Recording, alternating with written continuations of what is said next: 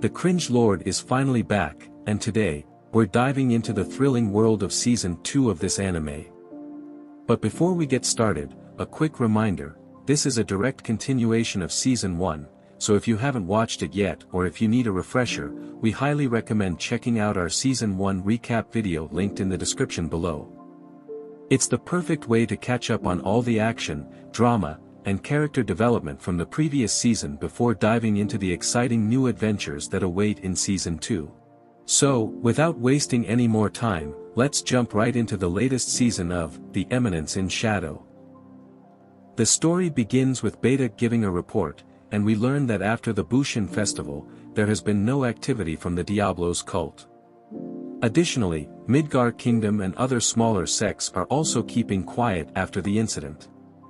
The girls mention that everything is going according to Shadow's plan, and they can now focus on the situation in the Oriana Kingdom. However, they inform him that recently, there has been a sudden increase in the money flow in the Lawless City, and this city is not governed by any of the nations. The Lawless City is a giant slum where the forces of evil, wealth, and power converge. If trouble continues to rise in the Lawless City, it could have a serious impact on the society, so they might need to send more forces there. Shadow mentions that he can smell it, referring to the trouble. However, the girls wonder if he is referring to them, and they check to see if they stink, with some even spraying perfume.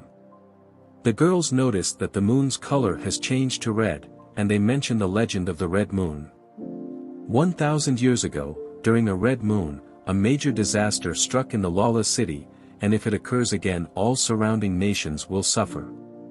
Shadow, being the ultimate gold digger, can't ignore matters involving money, so he tells them that he will look into it.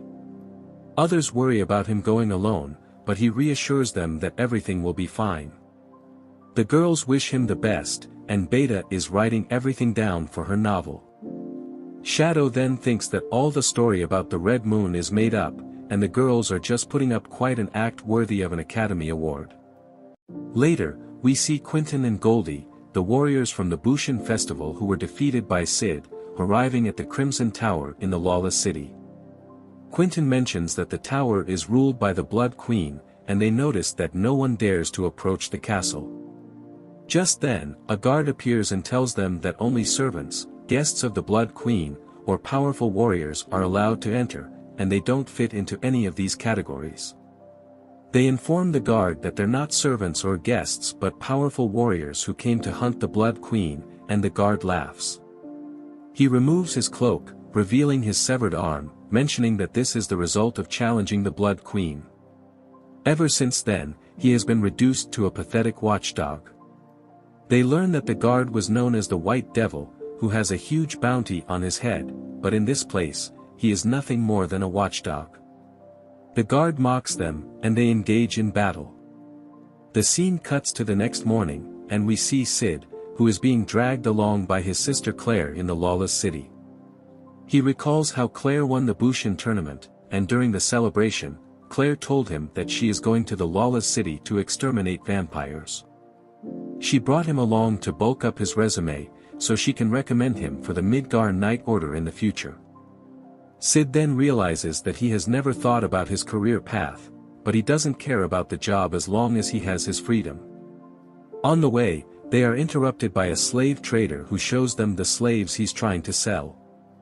We then see that it's Quentin and Goldie, and it appears they got beaten down by the White Devil. Cid thinks they look familiar, but can't recall where he's seen them before. Claire mentions that she doesn't need slaves as she already has all the pets she needs, referring to Cid, and she walks away. Cid wonders why she is dragging him, and she mentions that if she doesn't hold on to him, he will get lost, but he denies it. Later, we see that Cid is lost, and just then, a man bumps into him, attempting to steal his wallet. However, Cid uses his slime ability to instantly recover his wallet, along with the robber's wallet as well. Just then, another man tries the same thing, and Cid repeats the process on him. As he walks through the street, the same thing keeps happening, and by the end of the day, he has quite a collection. He is surprised that he managed to make so much money just by taking a walk, and thinks that this city is a heaven for him. Then he sees some men attacking a ghoul, thinking that it's almost dead. However, just as the moon turns red, Sid notices a surge of magical energy. The ghoul suddenly gains strength and attacks the men, turning them into ghouls. The ghouls then try to attack Sid, who is still thinking whether to kill the ghoul or not, and decides to let things get a bit out of hand before he intervenes. However, just then, a girl named Mary appears and kills the ghouls. She introduces herself as an ancient vampire hunter and warns Sid to run away if he values his life, mentioning that the frenzy has begun and they're running out of time due to the red moon. She leaves, and Sid is left thrilled by her words. We then see Claire, who is pissed that Sid left the room. Just then, she sees a ghoul attacking a man.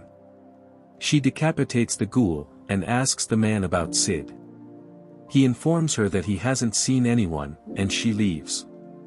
The man then suddenly realizes that he has been holding onto the ghoul's body. We then see Skell and Poe, who are in a red light district in the lawless city, hoping to finally lose their V-card. Just then, they are pushed from behind, and realize that it's the ghouls. We then see a girl, named Marie from the same area who wakes up from a scream, and thinks that it might be her client. However, she hears a commotion in the streets, and sees that ghouls are attacking the city. Her client has also turned into a ghoul, and approaches to attack her. Suddenly, Shadow appears, breaking through the window, and kills the ghoul, saving her. He repeats the same dialogue about the frenzy that Mary had told him, and leaves. Another girl rushes in upon hearing the commotion, and learns that Marie was saved by Shadow. She explains that Shadow is evil and dangerous, but Marie thinks otherwise. Marie then decides to grab her belongings and leave the town. The girl warns her about the possible consequences of breaking the contract, but Marie remains determined to leave. We then see a fox girl named Yuki Mei, receiving a report that vampires and ghouls are attacking the city. The scene shifts to Sid's sister, who found a dead person resembling Sid and apologized to it, thinking it's Sid. Mary approached her and inquired if she was the one asking around about a boy with black hair and black eyes.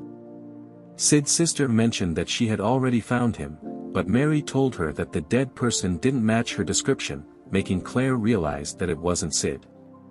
Mary mentioned that she had seen two boys who matched her description, one of whom was smiling in front of the ghouls, and the other was a young dark knight who was taken away by the vampires. Claire thought that Sid could never smile in that situation, and concluded that the second man must be her brother. Mary then revealed that he was in the Crimson Tower, and would be offered as a sacrifice to awaken the Blood Queen.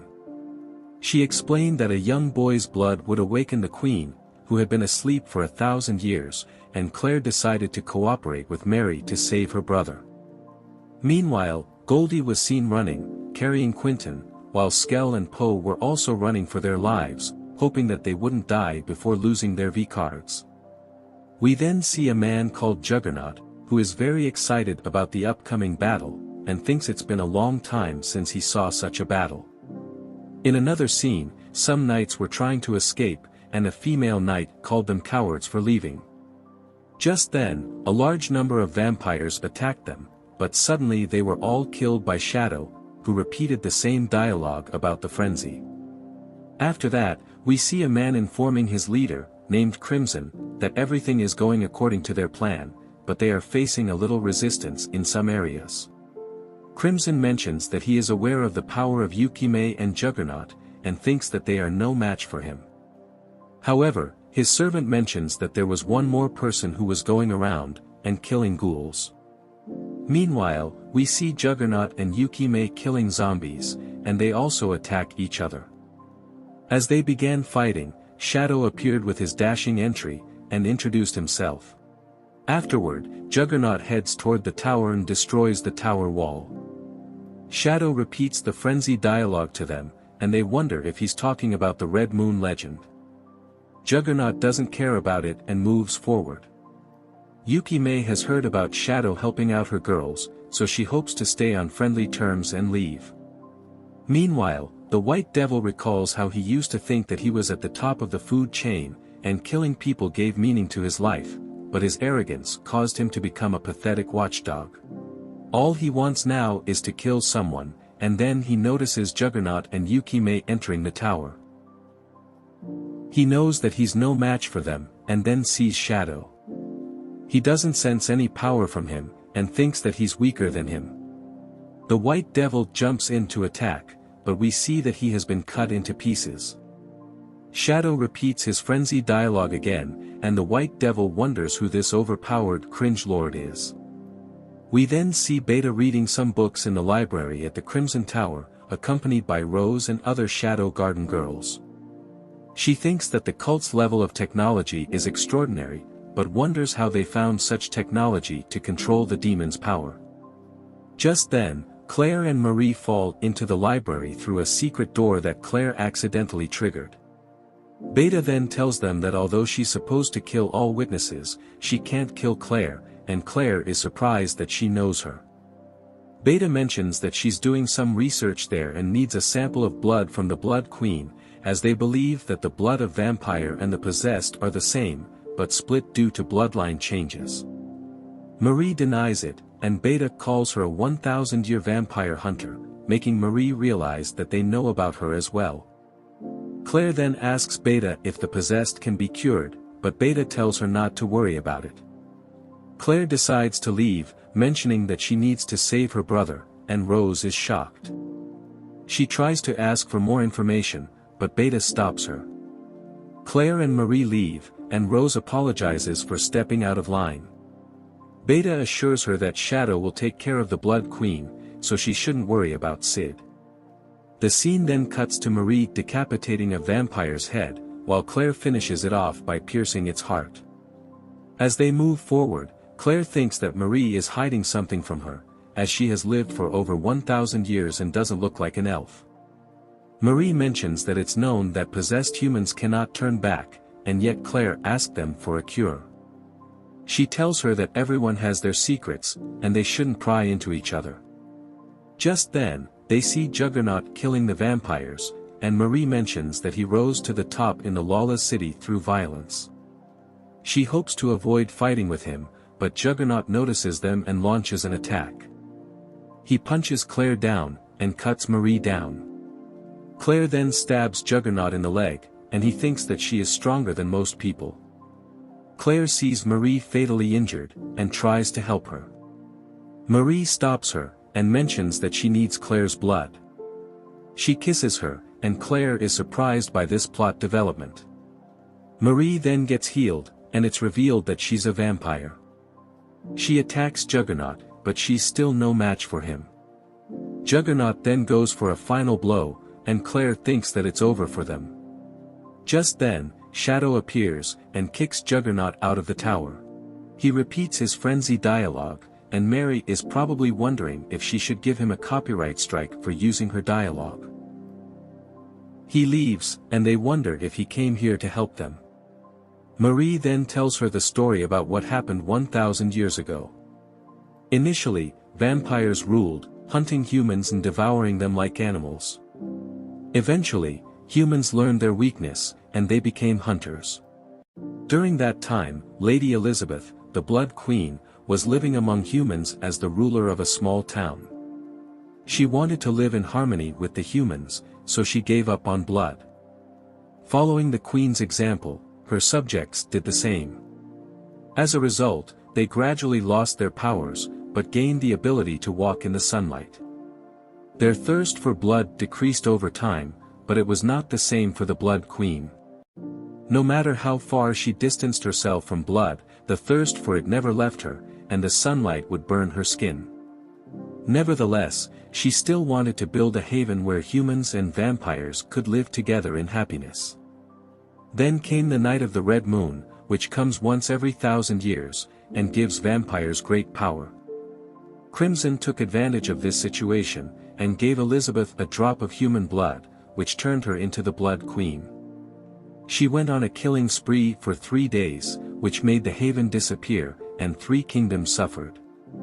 When this was over, the Blood Queen realized what she had done, and told Marie to scatter her ash after she died.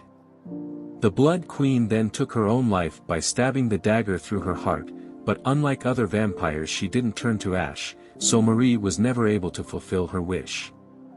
After that, Crimson took the Blood Queen from her, and spared her life out of respect for her service to the Queen. She has failed the Blood Queen, and now Crimson is trying to use the Blood Queen again for his own ambitions. Claire then mentions that she might be possessed, and states that she came here hoping to help her brother achieve something before she turned into a monster, but because of her, he is in danger right now. Claire thinks that the haven they tried to make was not a mistake, and tells Marie that they should kick Crimson's ass and get the Queen back. Marie is delighted, and mentions they will definitely save her brother. However, Claire states that only she can save her brother, and Marie realizes that Claire has a brocon. After that, we see Shadow, who has found the tower's treasure, and being a gold digger he is glad to see that vampires have a lot of valuable items here.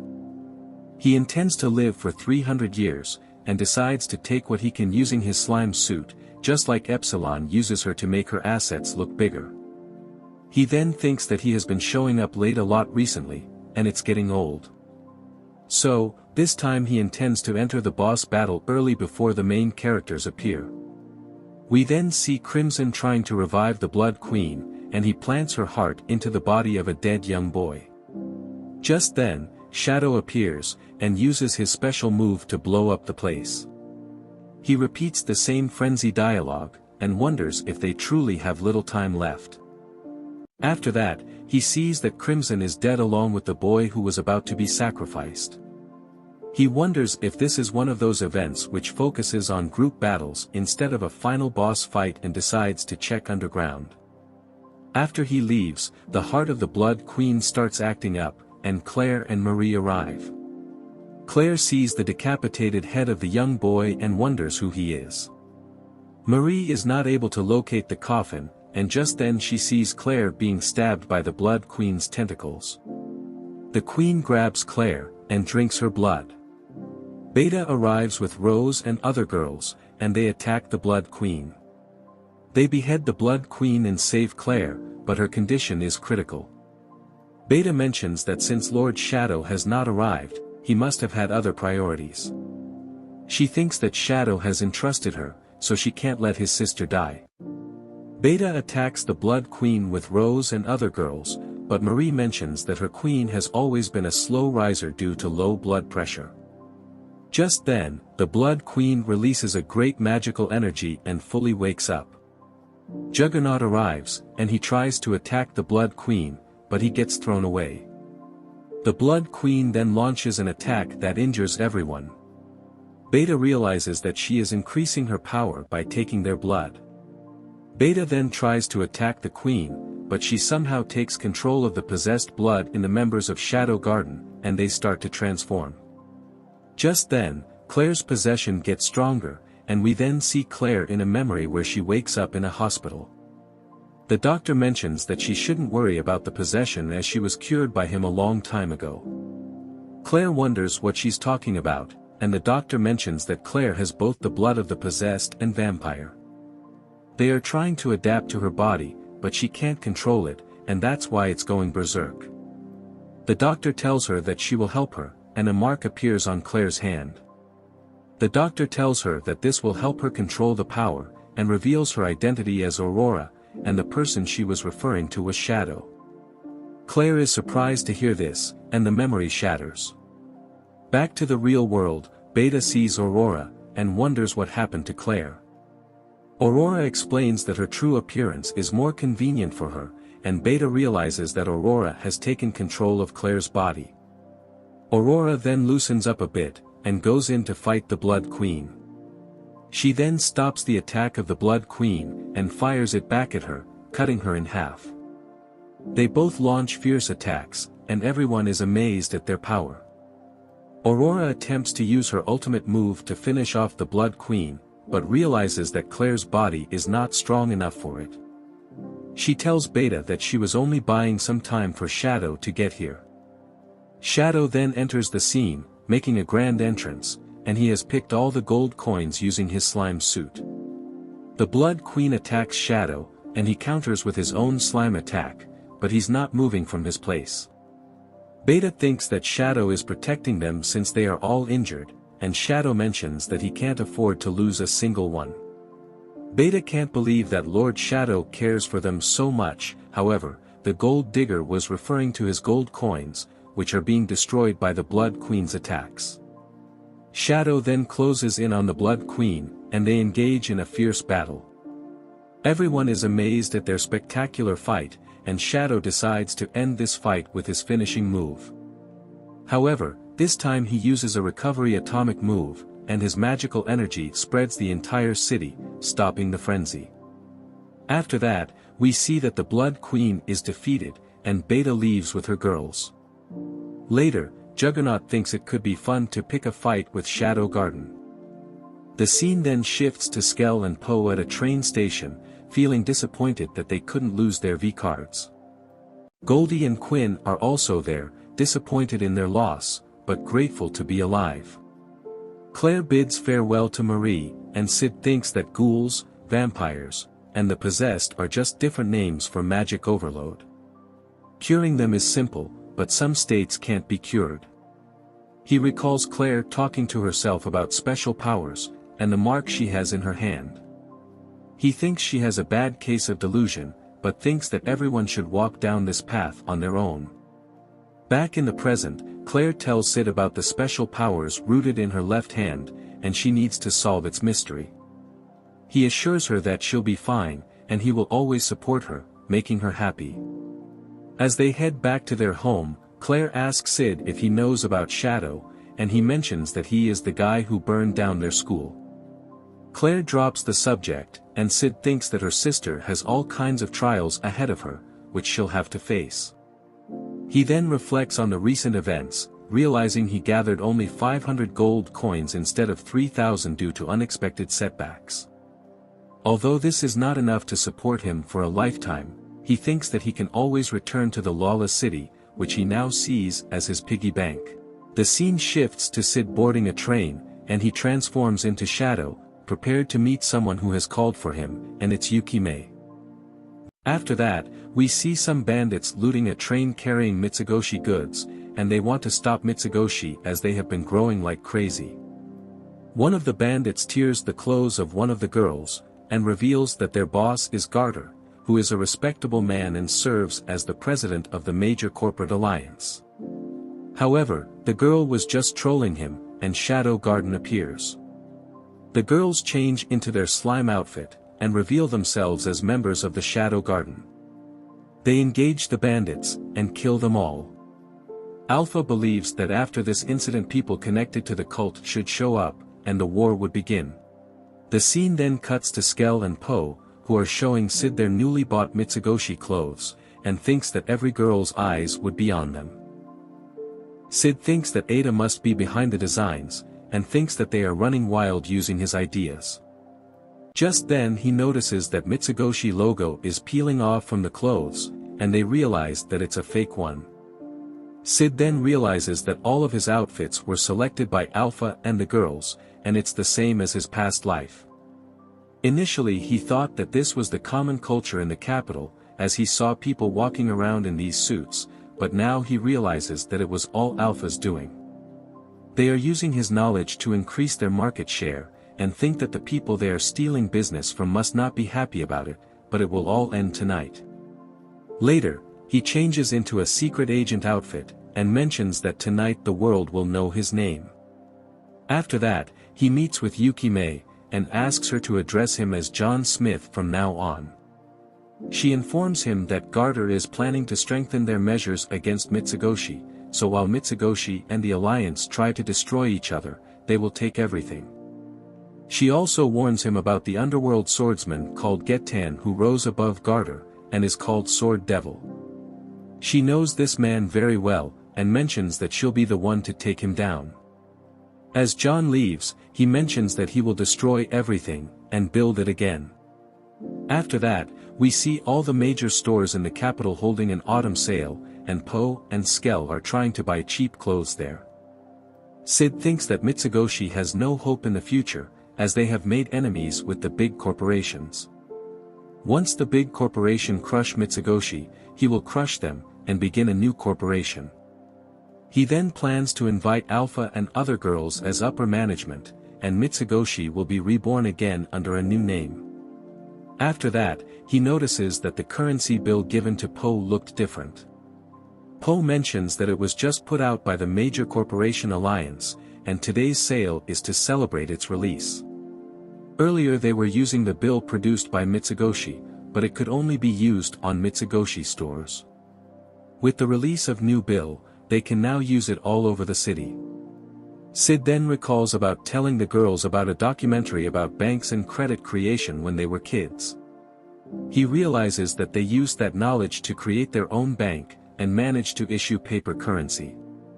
Due to their success, other companies have started to copy them, and just then Sid has an idea. He recalls how he once used a copy machine to copy bills, and got scolded by the store owner, but now he can't be stopped as he is an elite secret agent. He gets excited about it and runs off, while Skell and Po run after him for their money.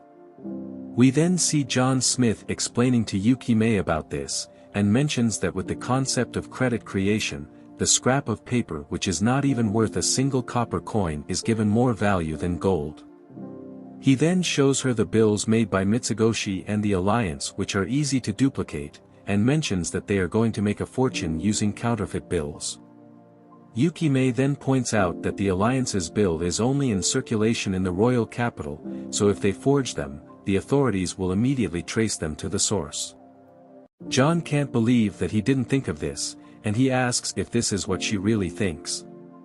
Yukimei then thinks that John wants the fake bills to be discovered, as this will create panic among the people, and eventually they will start to doubt the value of the paper bill.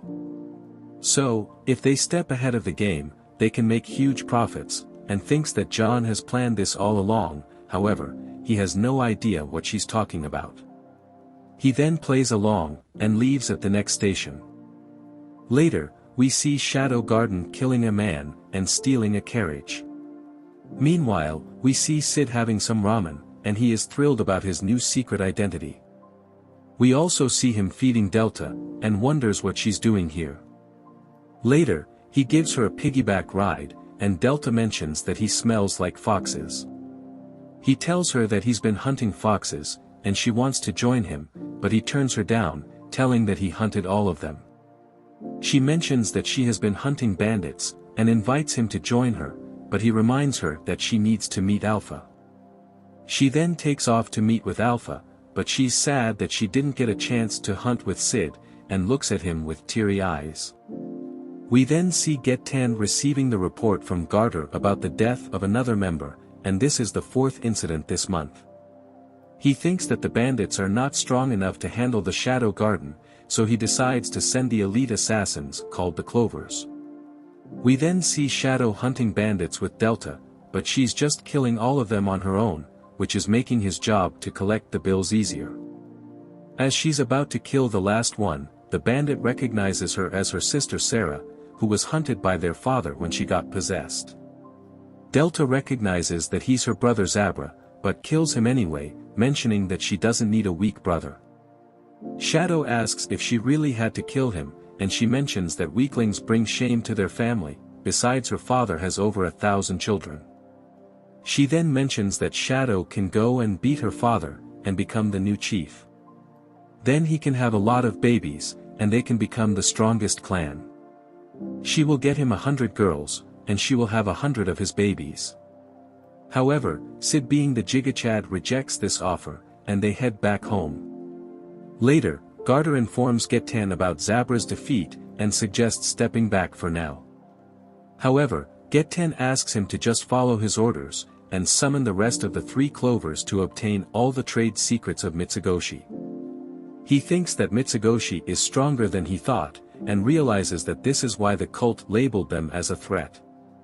Later, Gamma reports to Alpha that they are succeeding in minimizing the attack against their transport trains, and are dominating the marketplace. The major alliances are also attempting to supply paper money, but it may be more than what they can handle. Alpha mentions that this is just as what they predicted, but they should not take any actions that will reveal Mitsugoshi's connection to Shadow Garden. Nu arrives, and informs about some unwanted guests.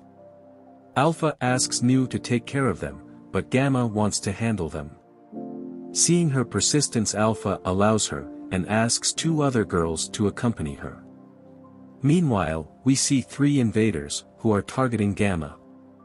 Just then, Gamma appears, and the other two girls immediately engage with the invaders. The last one mentions that he's the strongest of the Clovers, and attacks Gamma with his powerful move, but to his shock she remains unharmed. Gamma then brings out her slime sword, and attacks him. He realizes that Gamma is fast, but she's a total amateur. He brings out his weapon, and hits her again, but Gamma is still unharmed. She then recalls what Sid had told them when they were kids, where he had asked her to put all her magical energy while attacking, as her stats are incredibly high. Back in the present, she puts all her magic into the sword, and rushes forward. However, she trips down, and her attack misses. She tells him that she's impressed by his trap which made her fall down, and the invader thinks that this crazy girl is too much for him to handle. Gamma tries to attack him again, and he makes a run for it. However, she trips again, but her sword accidentally manages to hit the invader, and he gets killed. Gamma pretends like this was all part of her plan, and this was her special move called self-sacrifice spinning wheel. Later, Get10 learns from Garter that the Clovers have failed, and he thinks that he should have used one of the named children's, but the cult is running low on resources after the defeat of Xenon and Lutheran. However, this is also a chance for him to show the cult how strong he is, and mentions that he just needs a little more time until his preparations are complete. He then recalls some of his old memories, where we see that he was defeated by the stylish Bandit Slayer, and thinks that this time he will get the power. After that, we see that Sid is having a practice match with Alexia, where she beats him easily, and he praises her. Later, we see them having some dumplings, and Sid wonders if her swordsmanship improved because of the change in her mindset or if she figured out something. However, Alexia mentions that she still needs more power, as she couldn't do anything when Rose ran off, and Oriana has lost his king. She thinks how carefree Sid is, and hopes he can remain like that for his whole life. After that, we see John Smith having a ramen, and one of Yukime's girl informs him that the production is complete. Later, Yukime informs him about their production setup in an abandoned mine, and the plan to transport it temporarily to the lawless city. After that, they will disguise a distribution channel, and introduce the fake bills to the royal capital of Midgar. She then presents him with a fake and real bill, and wonders if he can spot the fake one. He notices the slight difference in quality of the paper, and points it out to Yukime. She notices the difference, and mentions that the paper with lesser quality is the real one, while John thought that to be the fake. She thinks that she will have to start making them from scratch, but he tells her that no one else will be able to notice that apart from him, and they decide to go ahead with that. She mentions that once more bills are in distribution, the authorities will look for the source, and she is counting on John to deal with them, but asks him to leave Get10 to her. She then mentions that Get10 took away everything from her, including her mother, friends and her entire village. It's now her turn to take everything from him, and John agrees, but warns her not to go down the wrong path. Afterwards, we see that Alpha and others have found out about the circulation of fake bills, and wonder how much of this is in circulation. Gamma mentions that it's not much, and the customers who used them were not aware that the bills were fake. The Major Alliance haven't realized this yet, and they are continuing to issue more bills.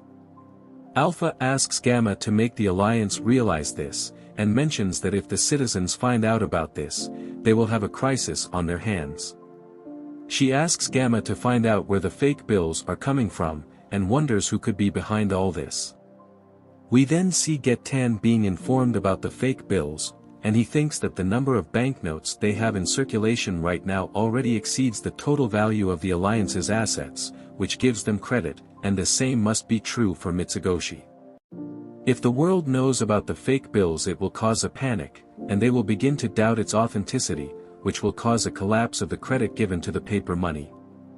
We then learn that this was also Geddon's mission, which was given to him by the cult, and they were also preparing to circulate their own counterfeit paper bills, which would cause the downfall of the Major Alliance and Mitsugoshi. However, this plan wasn't supposed to go into effect until they recovered all the hidden cult assets in the Major Alliance. It will take him time to recover those assets, and he doesn't understand why the cult enacted their plan, as this would cause them to lose a lot of money.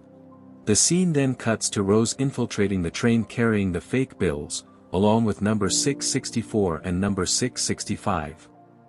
They enter the train, and notice that the train has no security, but Rose notices some threads laid out. Just then, number 664 and number 665 get captured by John's threads, and they try to break free using their slime knife, but the threads are too strong. John introduces himself, and Rose tries to attack him, but John stops her with his thread. He mentions that he knew that Shadow Garden would be the first to figure out his plot, but it's too soon for them to learn about this, and throws them out of the train. Rose tries to go after the train, but number 664 stops her, and states that they would fail if they go without a plan. She mentions that they should report this to Gamma for now, and Rose feels pathetic for being so weak. Later, Rose and the girls report the incident to Alpha and Gamma, and they wonder if John is one of the named children. Rose mentions that John is highly skilled, and his power is equal to the 7 shadows. She asks them to let her face him again, but the other girls shut her up, and take her out of the room. Gamma then mentions that she has assigned Zeta to the mission which they had discussed, and it seemed to be going smoothly. Alpha hopes that they could end things quickly, and asks Gamma to send Delta to take care of John. After that, we see John in the money transport train, and Delta enters the train. She tries to attack him, but John stops her using his threads. She attempts to attack him a few more times, but he stops her every time using his threads. Delta then breaks the whole train carriage and attacks him again, but John manages to pin her down. Delta is furious, but just then she smells John, and realizes that he is actually Shadow. After that, Delta tells him that she was on a mission to hunt John Smith, but she can't beat him, and plans to report it to Alpha. John mentions that he's in the middle of a secret mission, so she can't report it to Alpha, and gives her a new random mission to hunt down Juggernaut from the Lawless City. He mentions that he will reward her if she completes the mission successfully, and she takes off. Later, Gamma informs Alpha that they found a part of Delta's clothing in the aftermath of an intense battle, and Alpha is shocked about this news. They conclude that she's dead, and Alpha asks Gamma to continue the search, so that they could at least find the body. Gamma also informs her about the increase of counterfeit bills, and Alpha realizes that John has planned to cause a credit crisis from the start to take everything for himself. Meanwhile, we see 2 members from the cult, who inform Getan that the cult is worried about suffering huge losses due to the counterfeit bills. They ask Getan to bear the responsibility, and he kills one of the cult members. The other member informs that John Smith is behind these counterfeit bills, and Getan asks Garter to inspect everything going in and out of the royal capital. Garter mentions that it would be difficult, and Getan kills the other cult member. He asks Garter to do whatever is necessary to find the source of the counterfeit bills, and he agrees. The scene then cuts to Iris meeting Alexia, who is carrying some books, and mentions that she's looking into some specialized books that will help her decide to wield her sword in a place where it would matter. Alexia continues to talk, but Iris walks away. Later, we see Beta informing Shadow about the counterfeit bills, and mentions that the royal family will be forced to take action soon. Just then, she sees Shadow making some calculations, and he mentions that this doesn't make any sense, while Beta wonders if she made any mistake in her investigation. She then informs him about Delta, and suspects that she's probably dead, but Shadow mentions that she has just gone somewhere far away. Beta thinks that Shadow is trying to phrase it in a better way, and she wonders if he can take care of John Smith. He mentions that he has other matters to attend, and shows her his notes. Beta can't understand it, and he mentions that it uses 5 different languages which he created, but in reality he used those from his past life. He then gives her the note, and mentions that he will teach her if she can decipher this. Later, we see John in the train, and a girl informs him that they are approaching the Major Alliance checkpoint. After that, we see John break the checkpoint with his threads, and goes right through it. John then encounters Alpha, and they engage in a fierce battle. As they fight, Alpha notices that his movements are familiar, and she realizes that it's Shadow. She is shocked and asks what he has done with Delta. He tells her that he has sent her to a far-off place, and Alpha mistakenly thinks that he had killed her. She wonders if he doesn't need her anymore, and he mentions that she'll understand it when it's over. John tries to bind her with his threads, but she escapes, and continues to attack him using her special mist form. However, she is no match for John, and he blows her away with his special move. Alpha gets defeated, and she's heartbroken. After that, we see John meeting Yukimei, and she mentions that they have exchanged almost all of the counterfeit bills for gold. At this point the Major Alliance Bank would become empty, and all that is left is to cash out with original bills where the entire public can see them. The people have begun to lose faith in the value of paper money, and they will start to redeem their gold. This will cause the downfall of the Major Alliance, as well as Mitsugoshi. While the government tries to bring down the chaos, they will dispose of all the evidence and vanish without a trace. John mentions that since the amount of currency in circulation has increased due to the fake bills, this will cause inflation, and it will be the perfect time to end it. Yukimei is impressed with him, and after that, she shares her past. She lived in a village with her mother, and back then the great hero Shiva had just fallen. The powerful clans were in constant conflicts to take over the hero's crown, and the weaker clans like her Spirit Fox clan were constantly at their mercy. In their quest for survival, they allied with the Great Wolves clan, and eventually had to marry them in order to strengthen their alliance. She was chosen to marry Getan, and they both loved each other, but one day a war broke out between the two great clans. Their village got caught in the crossfire, and it got destroyed. Getan told her that he had made a proposal to others to take these pills which would make them stronger, but her mother refused, and others also followed her. Due to this, he killed her mother, and asked Yukimei to pledge loyalty to the cult. Yukimei was furious, and she tried to attack him, but he cut her down. After this, Getan became her sworn enemy, and she ended up being a prostitute in the battlefield. Eventually she found herself in Lawless City, and worked hard to climb to the top. Her true object is not to build fortune, but to take revenge on Getan. She then mentions that she will settle this now, and asks John to trust her and wait for her return. Meanwhile, in Lawless City, we see that Delta has destroyed the Black Tower. After that, we see that the shops in the capital are not accepting paper money, and the people are lining up in front of banks to exchange their money. The citizens notice that the Major Alliance branches are closing down one by one, and think that the banknotes are now just worthless pieces of paper. We then see Garter informing Getan that they haven't found the factory where the counterfeit bills are produced, but they have found out that Yukimei is behind all of this. He mentions that one of the carriage of the Snow Fox Corporation was used to transport the gold coins that were exchanged. Just then, Getan hears the sound of some bells, and senses Yukimei's presence. He asks Garter to stop the carriage, and goes to meet up with her. Meanwhile, Alpha is still heartbroken, and thinks that Shadow doesn't need her anymore. Gamma informs her that the Major Alliance fall is unstoppable, and people are also rushing to their branches to exchange the paper money.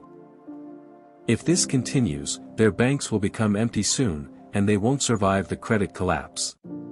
Gamma is hopeful that they can overcome this, but Alpha mentions that it's no use as this was all planned by Shadow, and thinks that he has forsaken them.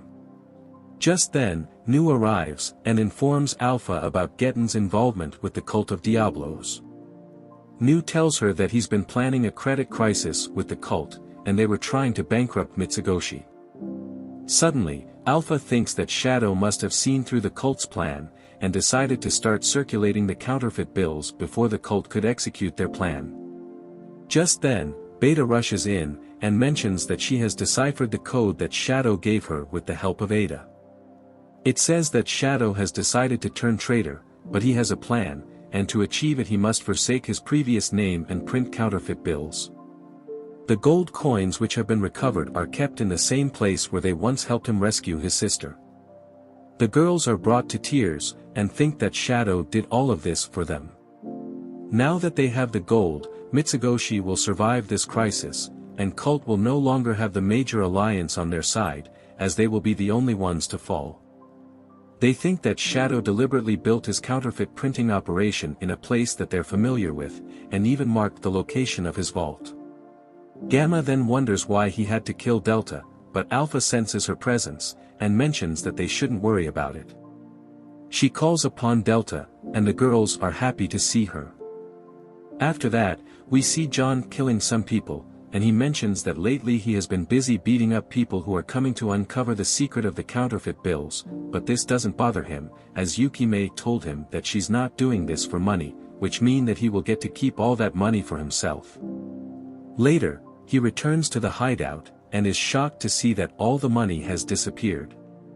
The girls working for Yukimei inform him that they have lost contact with her, and she had gone to meet Getan. John thinks that Getan must be behind this, and is furious that Getan took his precious money. We then see Getan fighting Yukimei, and she has beaten him down. Yukimei mentions that she doesn't know what changed Getan, but although he killed her mother, he had once saved their village and her life. She hopes that the man she once knew is still in there somewhere, and bids him farewell, but just then, Getan uses the cult pill and attacks her. The pill increases his strength and returns his eyesight to him, and just as he is about to deliver the finishing blow, John appears and punches him, which sends him flying. He mentions that he came here to retrieve something precious to him, which Getan has stolen from him. Both Getan and Yukimei think that John is referring to Yukimei, and he engages in a fight with Getan. Getan gets beaten down, and tries to take more pills, but John kicks him in the face. He beats the crap out of Getan, and asks him to talk. Getan thinks that John's power is similar to the guy who took his eyes in the past, and if only he had this kind of power, then things would be different. He tells John that he will leave his precious to him, and points to Yukimei. He then goes to Yukimei, who is still injured by Getan, and he heals her using his power. Yukimei realizes that he was the one who saved her in the past, and thanks him. John thinks that Getan pointed to him in the snow, so he thinks that all the gold must be buried under the snow. We then see that Dark Knights led by Iris are conducting a raid on the Major Alliance, and see their vaults empty, so they arrest them. Yukimei returns, and the girls inquire about John. She tells him that he's gone to perform a proper burial, and thinks that he's such a compassionate man, but in reality he's just a gold digger, who is going to dig for his gold. Yukimei then wonders how all the gold was stolen, and just then Alpha appears. She gives her a letter from Getan, and mentions that it was the cult who brainwashed Getan. They are fighting to stop the cult, and Shadow is the one leading them. Mitsugoshi is just a front company for Shadow Garden, and Shadow has been pulling the strings from the beginning. She informs her that they took all the gold coins, and this is how they would survive the credit collapse. This was all part of Shadow's plan, so Yukimei is welcome to treat him as a traitor, but Yukimei has no such intentions. Alpha then welcomes her to join them, and Yukimei is looking forward to doing business with them. Meanwhile, Sid is digging for his gold in the snow along with Delta, but he hasn't found anything. Delta then reminds him that he should do what she says as promised, and he mentions that he will do what is within his capabilities. He then mentions that he'll be out on a journey, and thinks that the girls must be furious with him. As he leaves, he thinks that time will solve any problem, so will stay away for a while. He will come back at the end of winter when this gets cooled down, and act like nothing happened. After that, Delta finds something during digging, and when she's about to inform Sid, he's already gone.